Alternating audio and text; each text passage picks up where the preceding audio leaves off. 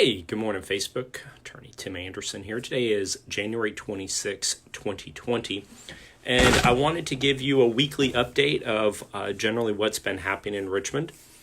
As you know, as you should have known, you probably know, the red flag bill has passed through the Senate. We've had a variety of different firearm bills that have passed both the House and the Senate. And so I wanted to bring you up to speed with a few things, and I still hope you are writing to your delegates and your senators. It's important to do that. But I would like to just, when you're writing to them, these are some questions that I would like to be asking our representatives and delegates. First off, the premise of all of the gun laws is that if we can choke point off the sale of the firearms, then that will solve the criminal use of the firearms down the road.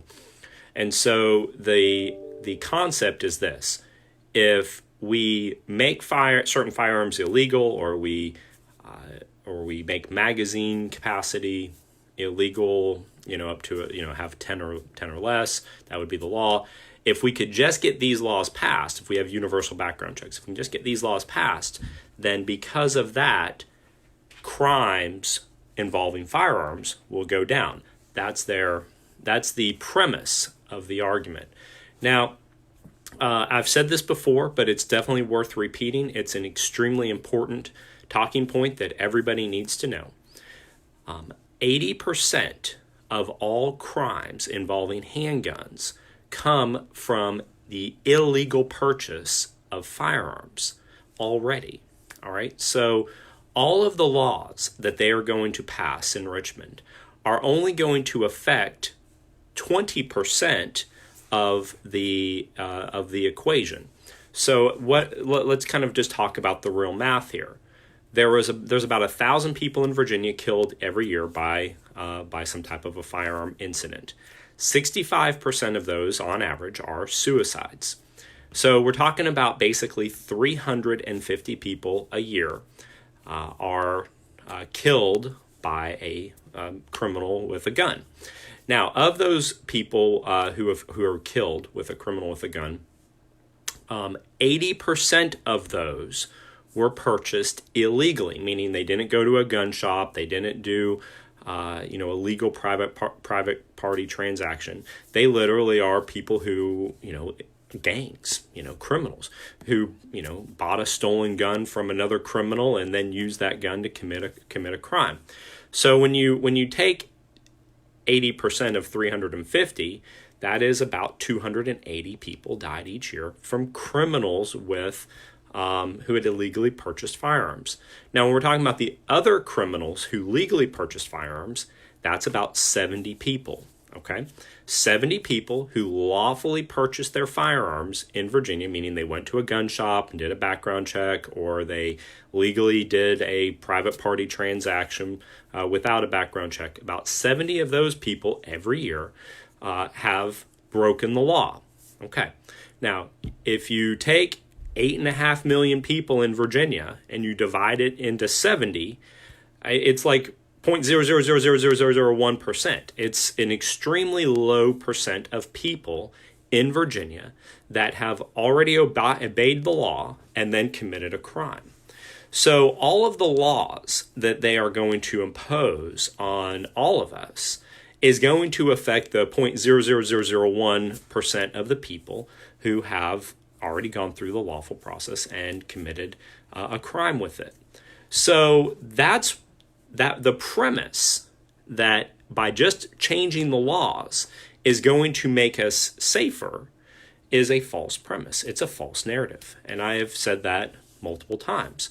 So what could they do to fix some of the problems? Well, the easier way to ask that is what do we do with the other 80% of the people who have used a firearm inappropriately? Well, that's easy. We make laws that affect them. We chase them down, right? We go after those people for, we make laws harder on criminals who have illegally purchased firearms and do that. Now, there's lots of ways that can be done. One, you could increase funding to law enforcement to give them more resources to chase down the bad guys.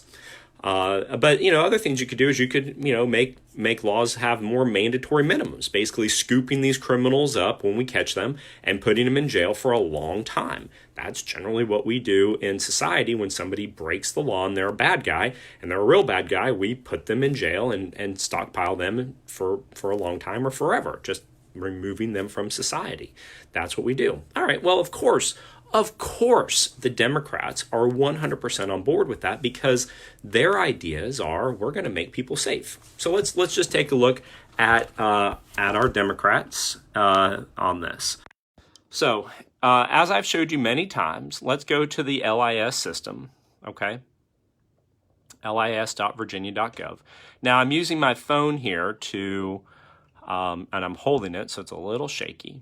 But let's go over here to member, all right?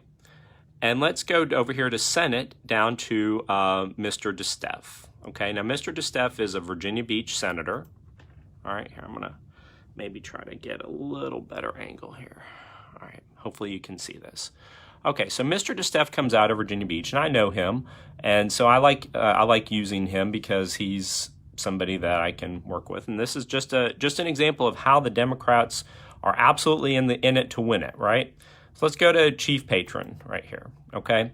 So let's look at this one, all right? Firearms, which is brandishing at a law enforcement officer. Now, this is a crime basically where Mr. DeStef said that we're going to provide a 6-month mandatory minimum sentence if somebody points a gun at a police officer. Now, who could be against that, right? I mean, that is absolutely a great bill. If I point a gun at a cop, I'm going to get a mandatory 6-month mandatory minimum sentence. That's absolutely reasonable. All right, well, let's look down here at what's happened with the bill. All right, he pre-filed it in November. It was referred to the Judiciary Committee, and then it was moved to courts of justice, and then it was voted on January 22nd. What does this mean? Passed by indefinitely in judiciary. 7 yes, 6 no, 1 A. Absent, which means absence or abstention. Okay, so what does that mean? It means, of course, they passed it because that makes total common sense, right? Well, let's look again. When it says passed by indefinitely in the judiciary, what that means is they killed the bill. The Democrats killed the bill. That's what that means. So Senate Bill 83 is dead. The Democrats thought, no, we don't want a mandatory minimum punishment on somebody who points a cop at a gun, even a 6-month mandatory minimum punishment. Why is that? Why wouldn't they want that? I would be 100% in support of that. If you're dumb enough to point a gun at a police officer, and you should go to jail. I think it should be longer than 6 months personally, but you should go to jail for a long time. And there should be no say in that. Judges shouldn't even get a discretion. You point a gun at a cop, you're going to go to jail. You point a gun at anybody, you're going to go to jail, but you point a gun at a police officer, you're definitely going to put you in jail. Democrats said no to that. That doesn't really fit their narrative, does it? Does that really fit the conversation that we want to make things safer? All right, well, maybe that was just an oversight. Let's look at Senate Bill 84. All right, this is written by Mr. DeStef as well. All right, this one is concealment of firearms and committing a felony. It provides that a person is guilty of a separate felony if he carries about his person any pistol, shotgun, or rifle that is hidden from the common observation while committing or attempting to commit certain felonies. A first offense is mandatory minimum punishment of at least 3 years, and a second offense is a punishment by at least 5 years, mandatory minimum. Okay? All right. So now what this bill basically says is that, hey, if you're going to walk into a bank and you're going to rob the bank and you have a gun in your pants concealing it, then that in and of itself is going to be a felony, and you're going to get 3 years in jail just for that. Now, you're also going to be punished for the bank robbery, but you're going to get 3 years in jail just for that. Well, of course the Democrats would be for that, right? Let's take a look here. All right, so we got a pre-filed bill right here in November. It was referred to the Judiciary Committee. It was moved to the Courts of Justice. And then on January 22nd, it was passed by indefinitely, 9-5, yes to no. So what did the Democrats do? They killed it. Why would they kill that? Why wouldn't we want people going to jail for at least 3 years if they walk into a grocery store with a gun concealed? Why wouldn't we want them, the bad guys, to go to jail for at least mandatory 3 years? They said no to that. Okay, well, let's look again. How about Senate Bill 86? Senate Bill 86, firearms, use of display while committing a felony penalty.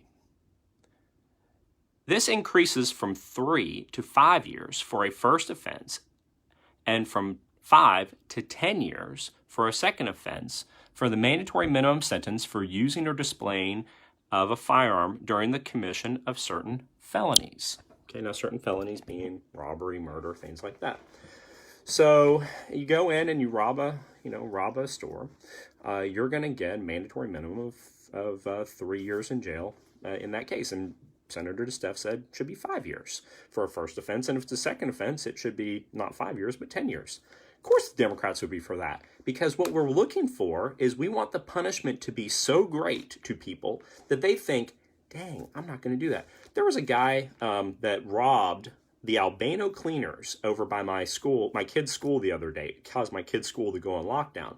He walked in with a gun and held it to the clerk's head and got $350. Now, that in and of itself would be a 3-year mandatory minimum sentence in Virginia. Why not make that a 5-year mandatory minimum sentence? Because that guy's a dirtbag and he should be in jail, right? Of course the Democrats would be for that because they are looking for safety. Let's look again. November 27th, pre-filed, went to the Judiciary Committee on November 27th. It was moved to Courts and Justice on January 8th.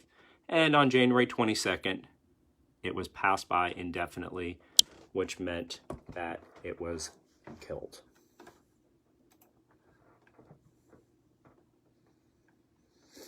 All right, let's talk about this one, because this one is going to really make you mad.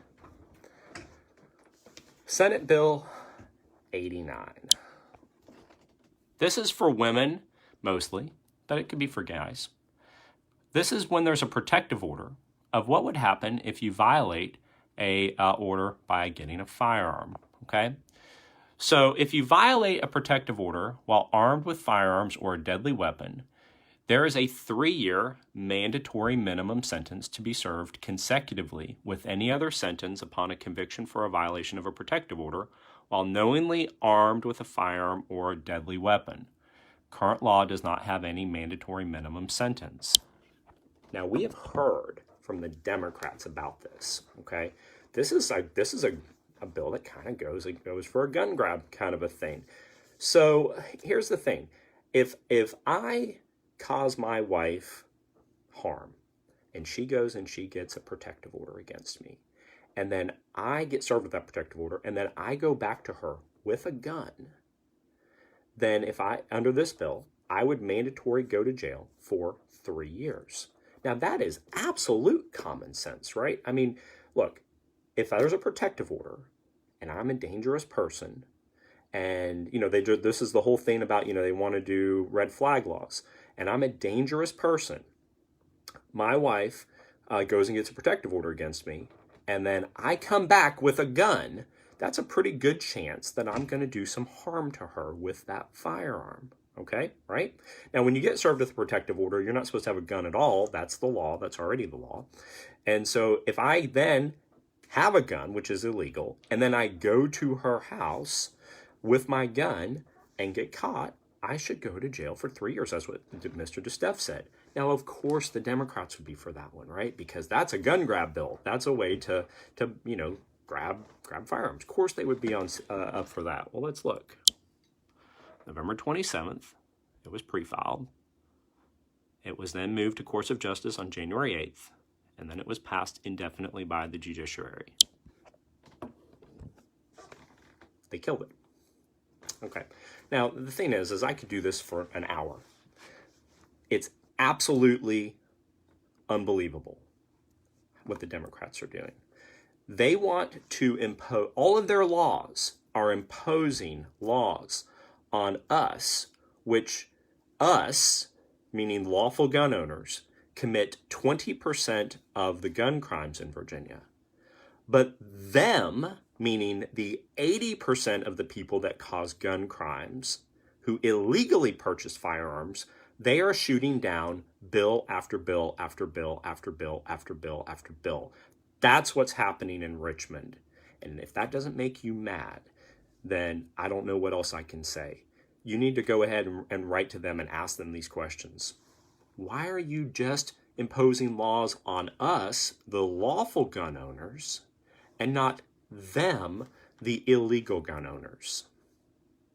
My name's Tim Anderson. Today's January 26, 2020. I hope this information was valuable. Happy Sunday to you. We'll see you next time.